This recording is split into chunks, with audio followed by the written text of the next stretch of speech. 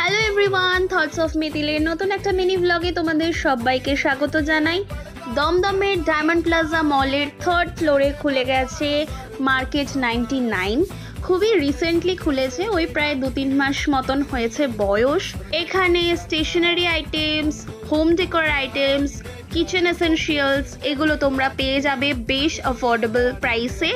মোটামুটি জিনিসপত্রের দাম শুরু হচ্ছে মাত্র 29 টাকা থেকে, তারপর জিনিস বুঝে দাম এক্সটেন্ড করছে।